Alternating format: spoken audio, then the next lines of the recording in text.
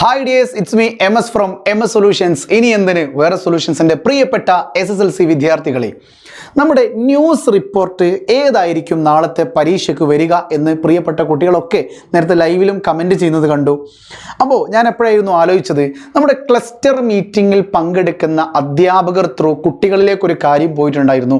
എടാ, സമഗ്രയുടെ model question പേപ്പറിൽ ചോദിച്ചിരുന്ന news report എന്ന് പറയുന്നത് നോക്കിക്കേ, ഒരു മാസീവായിട്ടുള്ള ഒരു ഫയർ ബ്രേക്സ് ഔട്ടാണ്. 274 pupils ഡൈ.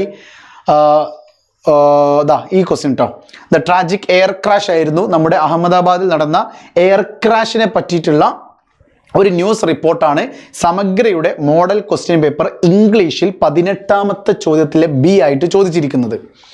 അപ്പോൾ ഈ ക്ലസ്റ്റർ മീറ്റിങ്ങിൽ പങ്കെടുത്ത അധ്യാപകർ കുട്ടികളോട് പറയുകയുണ്ടായി, ഇതുപോലെ നമ്മുടെ റിയൽ ലൈഫിൽ നടന്ന ഒരു ഇൻസിഡൻറ്റിനെ പറ്റിയായിരിക്കും ന്യൂസ് റിപ്പോർട്ട് ചോദിക്കുന്നുണ്ടാവുക, അല്ലാതെ പാഠഭാഗങ്ങളിലുള്ള ഒരു ന്യൂസ് റിപ്പോർട്ട് വരാൻ സാധ്യത കുറവാണ് എന്നുള്ള ഒരു സംഗതി അധ്യാപകർ ത്രൂ ഈ ഒരു വാക്ക് പോയിട്ടുണ്ട്.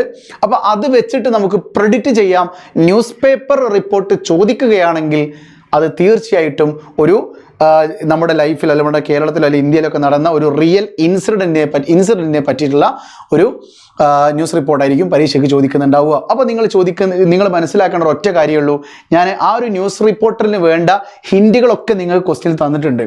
Okay, air India flight 17 crashes in Ahmedabad, എല്ലാ കാര്യങ്ങളും പോയിന്റുകളൊക്കെ തന്നിട്ടുണ്ട്. ഇതൊക്കെ യൂസ് ചെയ്തിട്ടാണ് നമ്മൾ എന്ത് ചെയ്യുക, ന്യൂസ് റിപ്പോർട്ട് ചെയ്ത്. അപ്പോൾ ന്യൂസ് റിപ്പോർട്ടിൽ നിങ്ങൾ എഴുതുമ്പോൾ നിങ്ങൾ ആ ഒരു ഹിൻറ്റുകളെ ന്യൂസ് റിപ്പോർട്ടാക്കി എഴുതുന്ന സമയത്ത് ഈ കാര്യങ്ങളിൽ ചിലതൊക്കെ ഒന്ന് ഉണ്ടോ എന്ന് നോക്കുക, അതെന്ത് ചെയ്യുക, അങ്ങോട്ട് ഉൾപ്പെടുത്തി റിപ്പോർട്ട് പോലെ അങ്ങ് പറയാം.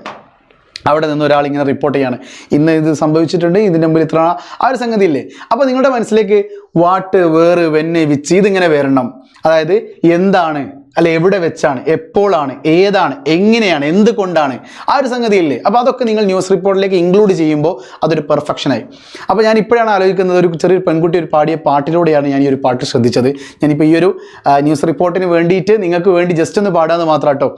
വാട്ടെന്ത് വേറെവിടെ, വെന്നെപ്പോൾ വിച്ചേത്, ഹൗ എങ്ങനെ, വൈ എന്തിന്, എന്ത് കൊണ്ട്.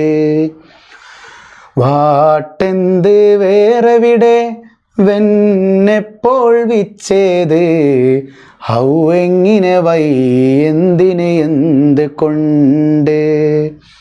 ഹൂസാരുടെ ഹൂവാര്, ഹൂവാര് ടു ഹുമ്മാർക്ക്, വാട്ടെന്ത് വേറെവിടെ, വെന്നെപ്പോൾ വിച്ചേത്, ഹൗ എങ്ങനെ, വൈ എന്തിന്, എന്ത് കൊണ്ട്.